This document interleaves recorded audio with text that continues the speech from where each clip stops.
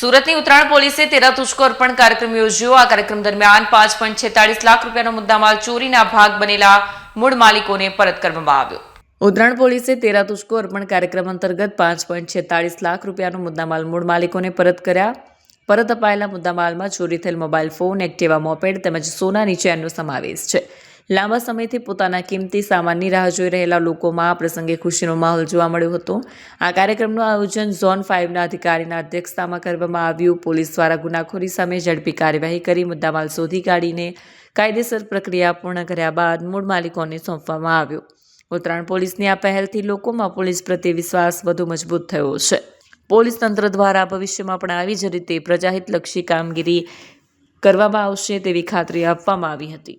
રાજ્યના માનનીય નાયબ મુખ્યમંત્રી શ્રી દ્વારા પ્રજાભિમુખ વહીવટ આપવાની દિશામાં થયેલ સૂચનો અનુસંધાને સુરત શહેર પોલીસ કમિશનર શ્રી અનુપમસિંહ ગેહલોત સરના માર્ગદર્શન હેઠળ આજરોજ ઝોન 5 વિસ્તારના અમરોલી તેમજ ઉત્તરાયણ પોલીસ સ્ટેશનના તેરા તુજકો અર્પણ કાર્યક્રમનું આયોજન કરવામાં આવેલું।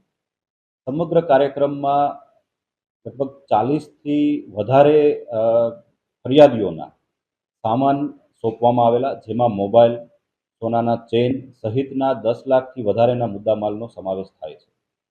આ કાર્યક્રમનો હેતુ લોકોને વધુ પારદર્શી રીતે અને સરળતાથી પોતાનો સામાન જે છે, કિંમતી સામાન છે, એ પરત મળે તે છે।